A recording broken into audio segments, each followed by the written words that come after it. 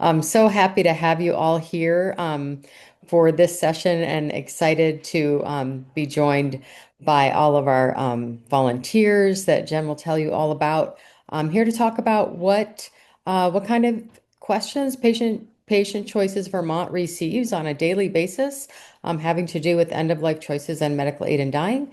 And we thought, who better to answer and explain all of that but the actual volunteers themselves. So thank you so much, everybody, for being here. And I will be keeping an eye on the chat. So if you have questions that don't feel like they're pertinent for the moment, or you just want to make sure to get them out there, go ahead and put them in there, and then I will get them answered at the appropriate time.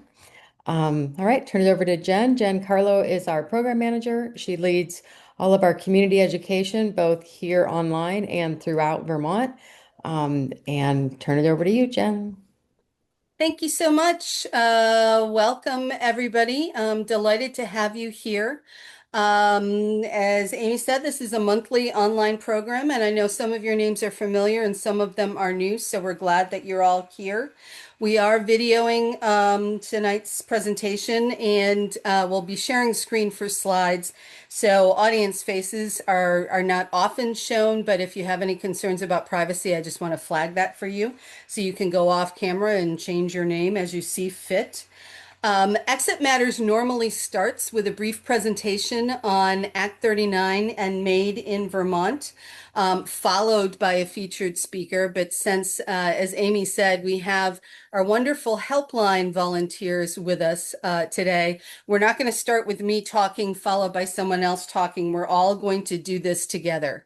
So I'll invite everybody before we get started to introduce yourself, please, with your name and town in the chat.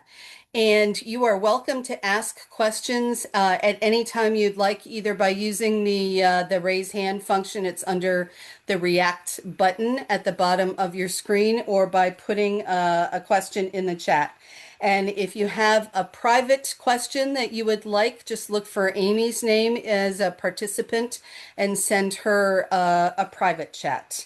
We really want to be as interactive as possible, so please feel free to ask us anything. And before we get going, we do have a very special guest with us tonight, or a very special participant, I should say, Tony Kading, who is cussing me under her breath right now, but I am going to introduce you because for many years, Tony worked on our helpline, and I think for many years, Tony was our sole helpline volunteer and really got things going and set everything up very, very well for the four wonderful volunteers who followed her. And Tony is now one of the co-chairs of our board of directors. And so I just want to start by acknowledging your contributions since you've joined us tonight. So you're muted, but if you'd like to say hello or anything Thank you else. so much. And I just want to add that the current helpliners have taken whatever I did and run with it. And it's just wonderful what they have done and the services that they provide to Vermonters and beyond. So I'm here to applaud. Thank you very much, and thank you for being here.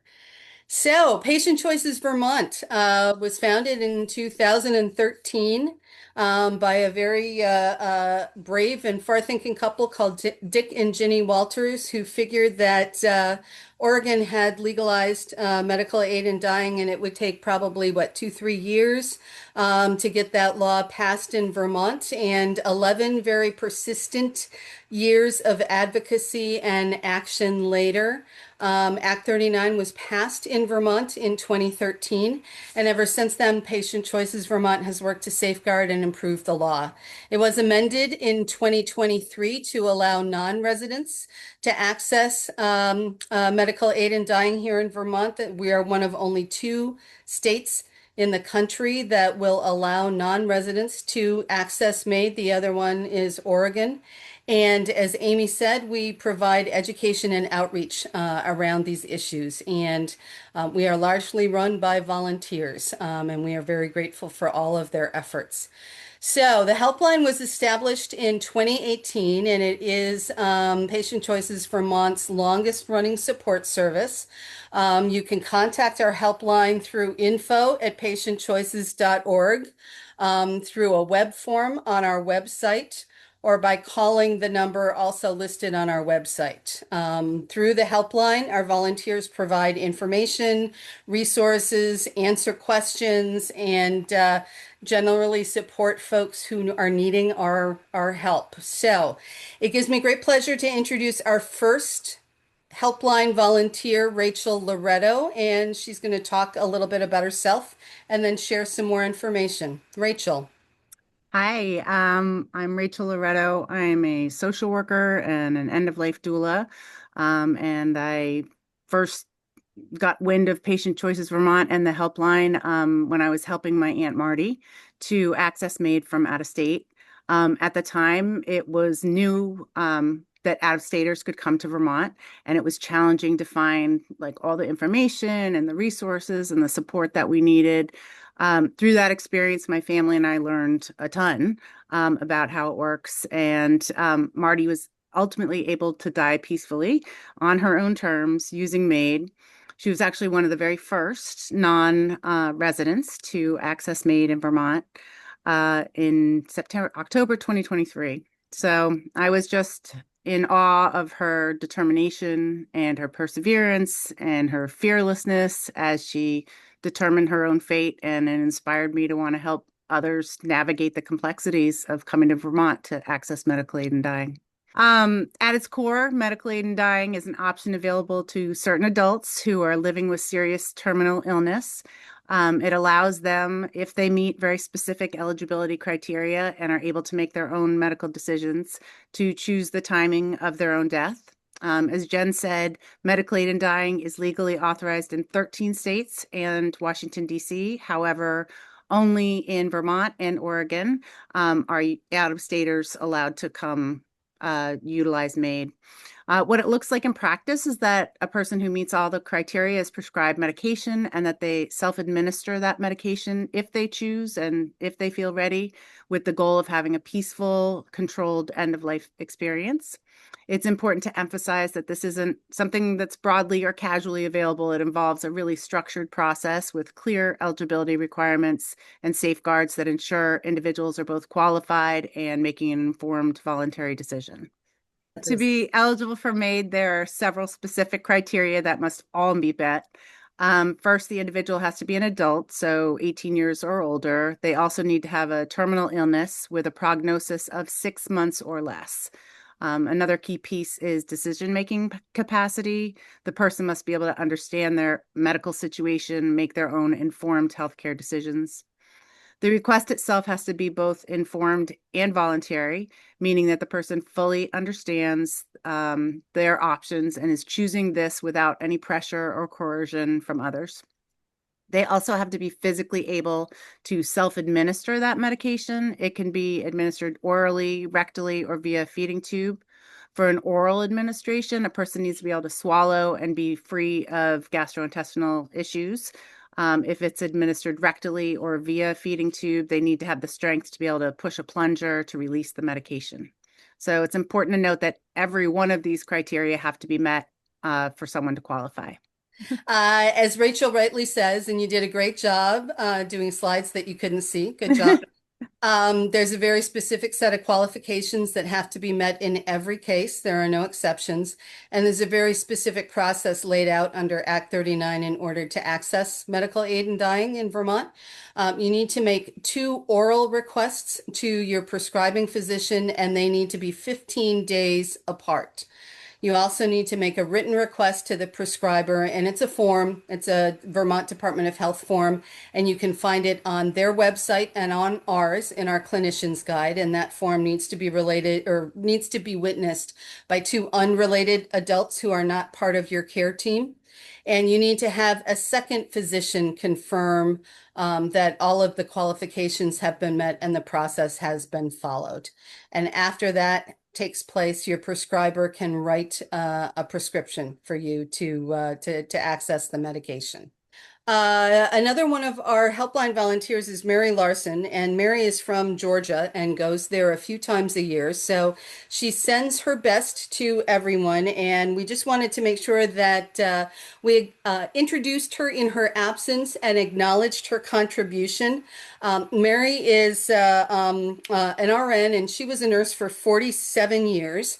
And for the last 15 of those 47 years, she really focused on hospice and palliative home health. And she still does that. She's a very active hospice volunteer and reached out to Patient Choices Vermont to really kind of continue her work with folks needing end of life care. And just to tell you a little story, Mary went with me a couple of weeks ago to do a library presentation, and I watched her go around the room and just talk to people in person, which is not something that we do a lot on the helpline, but was able to talk to people in person and really answer a lot of questions for them and put them at ease. She has a very giving and very welcoming spirit, and we're sorry that she's not with us tonight. So I'm going to do the slides that Mary would have done. We have found when we do these presentations that people are very curious about what happens on the day of ingestion, but they're shy about asking the questions. So actually at Tony's recommendation, we added a slide on it. So on the day of ingestion, the patient will take two medications for nausea about a half an hour before they take the MAID medication. The idea is to make sure that the medication goes into your system and stays there. And then after confirming again that they want to go through with the process and ingest the medication, they drink or otherwise ingest the medication without assistance. And the medication itself is a compounded powder, and it's mixed with about 2 ounces of a clear liquid, either water or apple juice, usually. And after that, the patient will fall asleep generally within about 5 minutes and will not awaken. Their unconsciousness will only deepen from that point. The time to death can be variable. About 80% of patients will die within the first 2 hours. There are outliers, and that tends to be rare, and the prescribing physician should be able to identify any red flags or anything that may cause a longer time until death. The patient will not be aware of that, but it's something that friends, family, support folks who are attending the death should be aware of. And we strongly recommend hospice enrollment in all cases of folks accessing medical aid in dying. And one of the reasons is if you're under hospice care, your death can be pronounced by a hospice nurse, and that avoids other complications that can happen after death. Medical aid in dying is entirely voluntary in all cases. We've outlined that it can only be pursued by qualified adults, and you need to go through a very specific process. But patients can stop the process and rescind the request at any time. Really, right up until you take the medication, you can choose not to participate. You can go to your first appointment with a prescriber and then just choose not to go back, or you can go all the way through. Healthcare providers are also not required to participate in MAID. If they do, they have to inform you of all of your end of life choices, but you may find that your regular doctor does not participate in MAID, and hopefully will be able to refer you to another physician who does. We do have resources available on our website and at our in-person programs to help people talk to their doctors about all of this, some sample questions, some ways to frame the conversation. And we consider hospice enrollment to be so strongly recommended that we've put it on 2 slides in a row. So really can't emphasize that enough. Before we go to Bridget, we'll just check again and see if anybody has any questions. Phyllis was asking if we could talk about recommendations regarding eating or not eating in the day or days leading up to the date of ingestion and how that impacts the outcome. And I'll go ahead and send my brief response, but briefly, it really is dependent on each person and their condition. And so that is something that everyone that is working with the prescriber, a physician would get clear instructions from that physician about anything they need to do in particular in the days leading up to the day that they plan to take the medication. Thanks, And Susan. another question is, what is the documented? Oh, Tony, did you want to elaborate on that? I just had one extra comment on that. Mhm. The medication is so strong that's it's typically not an issue, but it's a good safeguard to take the medication on an empty stomach, just like it is, you know, most other meds. The main thing I think is to stay away from dairy, and in the same way, that you didn't drink dairy before your college party because what prohibitive gets coated in your stomach. It dairy has that potential of coating your GI system in a way that might interfere. I've never heard of it interfering, but that's the caution. Mhm. Great, thank you. And Maria asked, what is documented as the cause of death? And the cause of death will be the underlying illness, the underlying terminal illness that qualified you to receive medical aid in dying care. All right, Bridget. Thank you. My name is Bridget Guttmacher. I am a retired grief counselor. I've been working with hospice in one way or another in DC or in Vermont for over 40 years. What brought me to this work were early on the deaths of both of my parents, and my family handled it so spectacularly badly. I knew there was another way to do this. So that led me to grief work, and that ultimately led me to Patient Choices Vermont. What motivates me to stay with it is that being on the helpline, every request is different. And people are so eloquent in their desperation for somebody to talk to them about this very difficult place that they are in their lives and give them accurate information. And that's what we do. It's a gift. So I'll repeat some of the things that have already been said before, but medical aid in dying is not suicide. There is a legal difference, and a lot of terminology gets crossed over. It's medical aid in dying is described as physician-assisted suicide or assisted suicide. It is not suicide. Medical aid in dying is legal. It is regulated. It is for terminally ill patients at the end of their lives. They are physically very frail.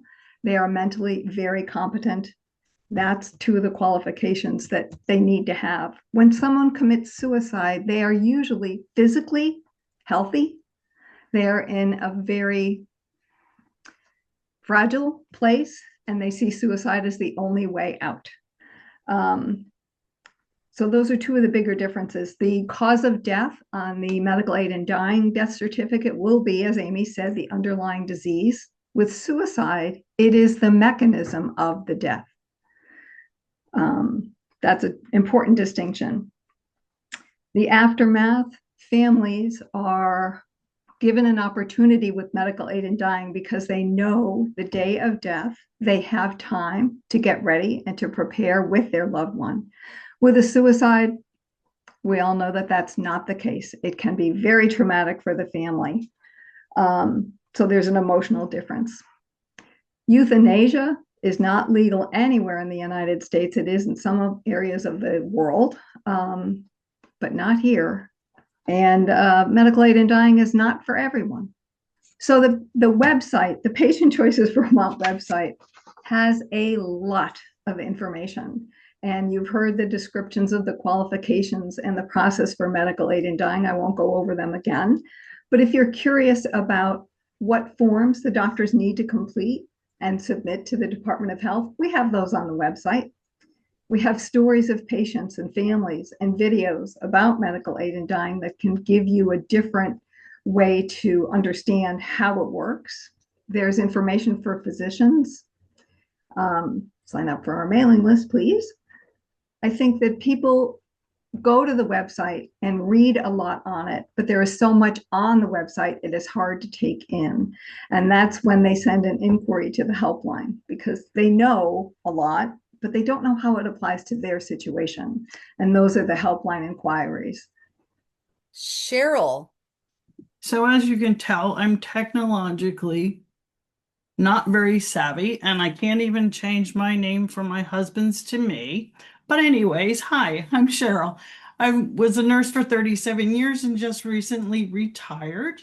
And I came to Patient Choices Vermont after being inspired by Linda Bluestein's story on the local news.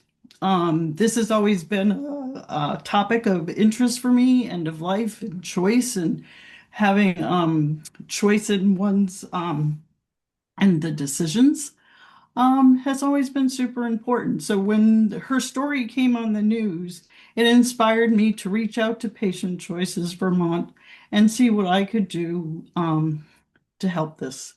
End of life care has always been very meaningful to me during my time as a nurse. Obviously caring for patients at that time, being very vulnerable, but hoping that you're able to offer some care and comfort at that time always stays with you.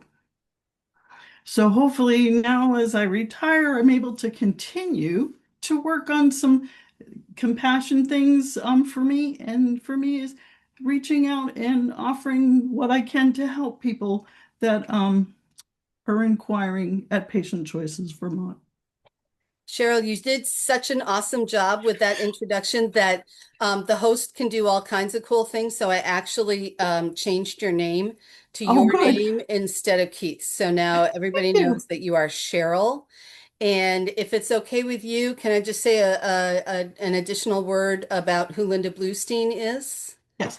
Okay, so we said in an earlier slide that in 2023, the residency requirement was removed in Vermont so that folks could come from out of state and access MAID in Vermont. And that was a result of a lawsuit filed by Linda Bluestein, who lived in Connecticut, was terminally ill, and had worked for some years to try to get MAID legalized in Connecticut, to no avail, still no avail.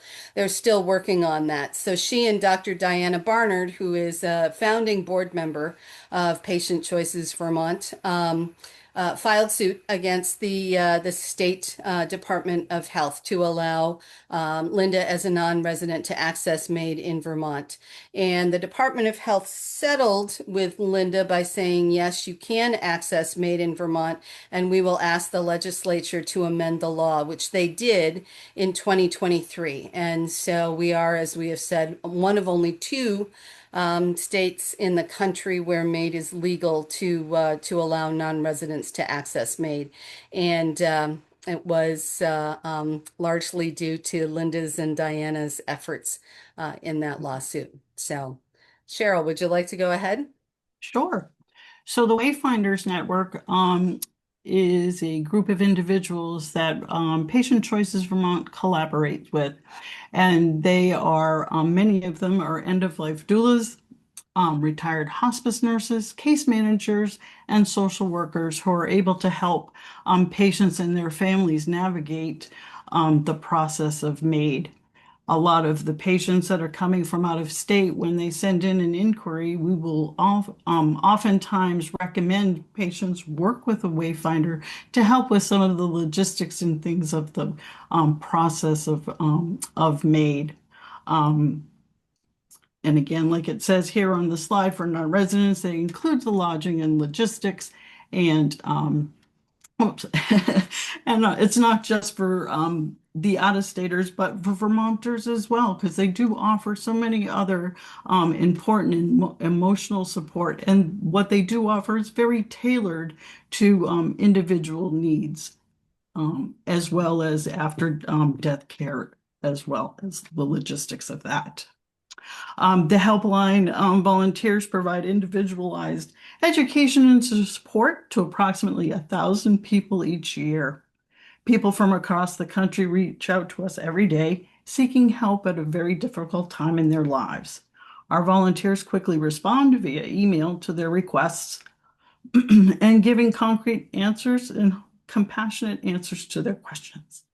And if I could just say, when Cheryl says our volunteers quickly respond, she means quickly. I have seen things going out at midnight from these dedicated women to the folks with whom they're communicating.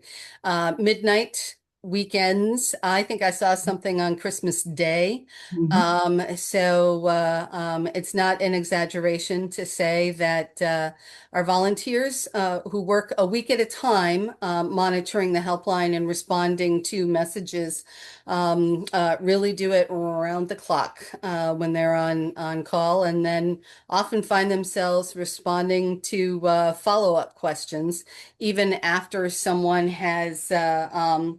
else has taken over the helpline. So here are some themes. I think we said that Rachel was going to go first for the first two bullets, but Rachel, can you see them? I can see them. Okay, great. No problem. So we get more than 1,000 inquiries every year. After the residency requirement was removed, you can imagine how that multiplied. I guess that would be by like 49 or something like that. But we got a lot more. Most of the inquiries are asking the qualifications, the eligibility qualifications that I went over to begin with. And so we're well versed in giving those out. So one of the questions we get more and more are asking about dementia and other neurodegenerative diseases and mental capacity. And it's very challenging for the physicians that are going to be prescribing to hit that window where a patient is mentally competent and able to answer all the questions that they need to answer about medical aid in dying, what they're doing, why they're doing it. And their diagnosis of dementia or a neurodegenerative disease. So we try to walk people through that, make them understand that. But I think that those are some of the hardest questions we get because we want to help, we want to give information, and a lot of times it's just not going to work. So we don't provide medical advice. We cannot do that. But we can share links to other resources and sources for information for dementia, ALS, and other neurological disorders, and other end-of-life resources. Yeah, so the out-of-staters, again, it's questions about the lodgings and the logistics. And a lot of times this goes back to when patients or people are inquiring about this, I may refer them then to a wayfinder to help them, navigate some of these things. As well as oftentimes not only will we suggest the Wayfinder network, but that's also a time too for when we're talking about care and some of the logistics of things. We will also make point to note of the encouraging them to enroll in hospice if they have not already done so. So that's kind of my way in on that. And then responses are always individualized as possible, of course, because everybody is so individual and everybody's situations, of course, vary so greatly. So before we ask our volunteers to offer some of their stories and insights from the front lines, are there other questions that people would like to ask? We got a question about whether Switzerland is an option for people with a dementia diagnosis. Yes, it is. Switzerland does not have the same set of requirements that many, including Vermont, US states have, although you do have to have capacity and be able to make that decision yourself. So it would be availing yourself of those services in Switzerland earlier in your dementia trajectory while you still are able to make an independent decision. Do you mention it to people as an option ever? If people ask specifically if it's clear that they are not going to be eligible for medical aid in dying in Vermont, and they they ask us what other resources there are, then certainly we let people know that there are a couple different programs in Europe, and then other avenues of easing the suffering that they may have at the end of life that are not medical aid in dying, but other things like voluntary stopping of eating and drinking and other supports that they might be able to use. So, Susan, if you want to come off mute and ask your question, I'm not totally sure I'm understanding exactly what you're asking there. I'll read it back and you can just jump in if anyone, if you want to clarify. For gauging capacity, do you know and can you share the questions that are asked? Hi there. Sorry, had a little problem there. Yeah, so gauging capacity. So the ability to Oh, say, okay. I'm aware of what is happening. I'm aware of this, Understood. and I do consent to it. Um, Case in point, I have someone in my life who is just recently diagnosed with brain cancer, and it's in the frontal lobe, so it's affecting some language, and there's some aphasia going on. So Mhm. how do we talk about this? Mhm. Right. So the prescribing physician would be the one in Vermont to make that assessment. And they are looking at, does a person understand their circumstances? Do they understand all of the options that they have at the end for end of life care? And can they make a reasoned decision that independently about that? So um, so we don't have to, they don't have to have an exam by any other person besides the prescribing physician and then a confirmation with the consulting. Some states require a mental health evaluation. That's not required in Vermont. Um, so the decision, it's going to be an informed consent decision, just like many decisions we have when we're seeking treatment, and the provider needs to know that we're making an informed decision, and they'll have that conversation with you. It's similar to that. Amy, there's another question in the chat. Are there situations where people receive the medication but do not take it? Yes, there are, and the best number we have suggests that that can be true in about 20% of cases of folks who go all the way through the process and then receive at least a prescription for the medication. There are some prescribers who will work with their patients to wait until a patient is ready to ingest and has a plan for ingestion before they physically receive the medication, although the prescription is on file and ready to go. So that can happen for any number of reasons. Someone can simply change their mind. They may their underlying illness may take a different path, and they may die of the underlying illness before they can use their MAID medication, or other reasons. As we noted before, it's important to realize that it's always a choice right up until the moment of ingestion, and people can always make another choice. There's also a comment here, Pamela. It's important to note that you cannot put MAID in your advanced directives prior to your terminal diagnosis, or prior to qualifying for hospice benefits, and that's true. Turns out that several of us on this Zoom were in an excellent program earlier today, presented by the Vermont Ethics Network. It's a 5-week program about facilitating advanced directives. And Diana Barnard, whom we've talked about before, was co-presenting with Cindy Brissesi of the Ethics Network. And they talked a good deal about mental capacity and the fact that you cannot specify MAID as an advance option. And the reason for that, of course, is you have to have the mental capacity right up until the moment of ingestion to make that choice.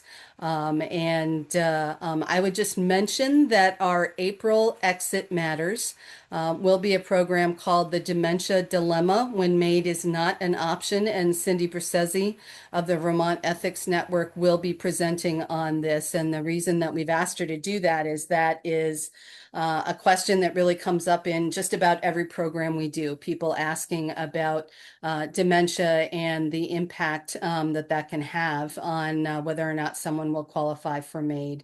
It's something that's of concern to a good many people. So please join us on Tuesday, April 14th at noon. That program will be at noon, and we'll talk more about that. It's Jen? not specific to Vermont. The qualifications to access MAID are broadly similar in every U.S. jurisdiction, and one of the requirements is that you have to have that 6-month prognosis and the mental capacity right up until the moment of ingestion. That's true of any U.S. jurisdiction where MAID is legal. Jen, Yes. we had a request to look again at the slide that lists what MAID is not. All right. Hang on. Let me get it back. Hi, this is Annette. I'm the one who requested the slide. Mm-hmm. I was Annette. specifically interested in that because I was trying to write down the information and I wasn't able to get it all. But I live in Virginia and we just tried to pass MAID. I'm just going to take a real quick picture, so if I may. Do I have your permission to take a picture of just the content of the slide? You do, and you will receive a link to a video that's going to include all this as Okay, well. So go thank for you. it. Yeah, it was just very helpful. What you articulated was very helpful in overcoming some of the objections that we had here from the opposition. I have a dog that's being very high maintenance, whining in the background. I apologize, can't mute her. But this was just tremendously helpful. So thank you very much. Oh, I'm Good. glad. You're And thank you, welcome. Bridget. This was her slide. And actually, teamwork. Tony wrote it originally. So I had one add-on for the question that Susan asked about communication. yep. That when the doctors ask the questions to determine the capacity, they know how to work with people. It's not just a standard set of question and answer. They are trying to get a handle on, does this person understand their condition, their treatment options, and why are they seeking medical aid in dying at this time? Is it a free decision? People can nod in response to a question. Doctors can phrase the question and present it to them. If they cannot respond verbally, they can nod. They can use whatever form of communication they are able to use for the doctor to understand they know what they're asking for. Thanks, Bridget. Tony, did That's you put great. your hand up? I just, around the legal question, we might have mentioned it, but if we did, I missed it. One of the main parts of the legal question is that with suicide, life insurance policies and other policies are often denied. And under law, you cannot do that. You cannot deny life insurance with a medical aid in dying death that has followed the rules. And the other thing that sort of came up in a sideways fashion, that the death certificate states the underlying cause of death is, as Amy said, it does not say medical aid in dying. So those are the two really clear legal parameters that make a difference. I'm going to open it back up to Rachel and Bridget and Cheryl if there are any other very de-identified stories or insights that you would like to share. And again, please keep the questions coming in the chat or raise your hands if you want to ask our volunteers a question. I'm happy to jump in. I've been thinking about this particular client off and on since he first called in. This is a gentleman in his mid-50s, diagnosed with liver and pancreatic cancer. 2 teenage children, was just absolutely bowled over by this diagnosis. And when he called, he asked for the most detailed description of the whole process that I've ever given. And that was the first time I had to give it. And it really struck me very hard. And I have him with me when I'm answering these kinds of questions, but those are the ones to me that stay. And I don't know what happened. Every now and then I look to see if there's an obituary. There isn't one. He was on a clinical trial. I hope he's doing well. I think that that's one of the things that the three of you have mentioned a good deal, that you spend some time communicating with folks and trying to provide as much information as possible. And then very frequently you don't know the outcome. You know that you've brought comfort and support to someone during a time that they needed it. But you don't necessarily know what happened. And so I think that makes your work even more powerful. I don't have a specific story to share, but I did want to say that when people talk to us, they often tell us that we're the first to speak openly about death and dying. without sidestepping sort of the realities of what they're facing. Families and doctors will oftentimes sort of talk around death and not be specific without saying the word directly. And we come right out and talk about it. And I think people find that really helpful. We provide, a steady, compassionate presence for these people that are facing huge decisions. They're at such a vulnerable, overwhelmed place in their lives. And just to get the information straight, rather than sort of going around it, I think is really, really helpful to bring sort of hope and clarity to clients. So I'm really proud of the work that we do when we talk with patients. It's really important. And can I just add to that? Shoot, now I just forgot what I was gonna say. I hate when that happens. That we always do usually as well put in at the end of our inquiry, should you have any further questions or whatever, please feel free to reach out to us directly. And at that point, when we are responding, they have our direct email through PCV that they can correspond with us directly. And then we've, can establish a relationship. And sometimes we do, and other times we don't hear and we don't know, but on to the next we go, right? And it's hoping that somewhere along the line we've made a change or an encouraging word somehow. I think also there's so much information on the website that we can help people focus where the specific information they need is, and the information on how to talk to your doctor. Some people say, my doctor doesn't know I want this. Well, here's how you can have a conversation. There's so much information there, and we can help them find what they need.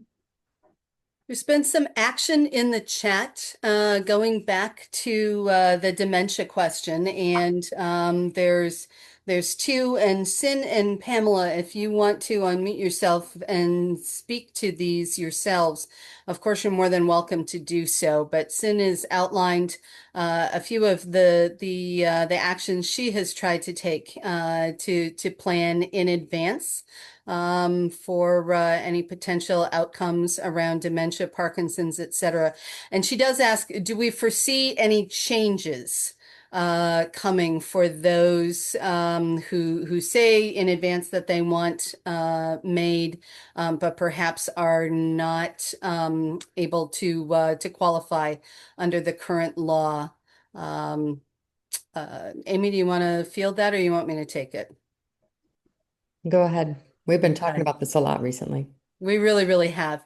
We're going to be real honest with you and say that we do not foresee a change in that in any U.S. jurisdiction in the foreseeable future. We don't believe that the culture will support those changes. And while we're very encouraged about the movement that has been made in terms of discussion around these issues, the acceptance of medical aid in dying broadly through the population, certainly in the jurisdictions where it is legal.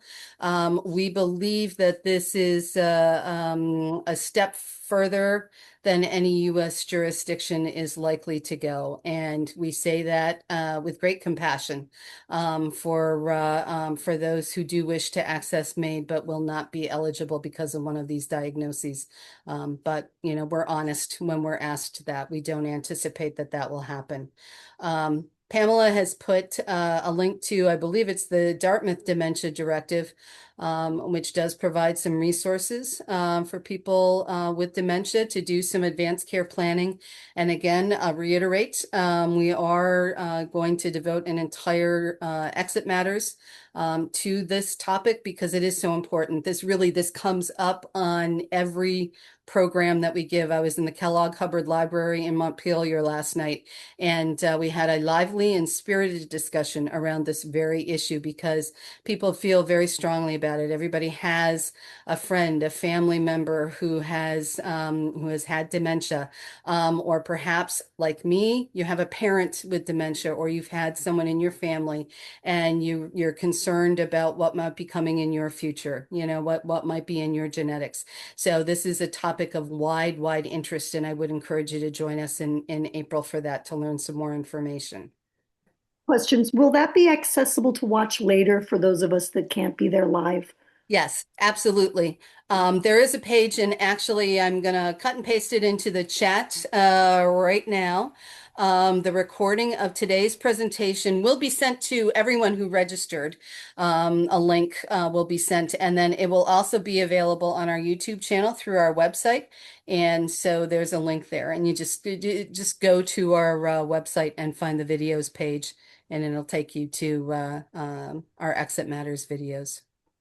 So, other questions or any last minute thoughts from our volunteers? Phyllis, was that a hand?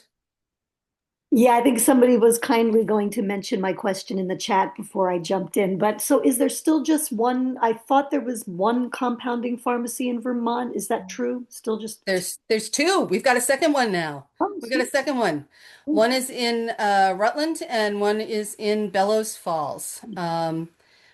So yes, we're excited to bring another one online. Amy was instrumental in working with the folks down at the Bellows Falls Pharmacy to bring them on board. So, and the Rutland Pharmacy continues to do wonderful work. Annette's got a hand up, Zoom style, and then I think Sin would like to say something. I was just wondering, I saw earlier in the chat and I wasn't sure if the book title was In Love, but it was Amy Bloom. Thank Was you for In that. Love, is that the title? Okay, thank you.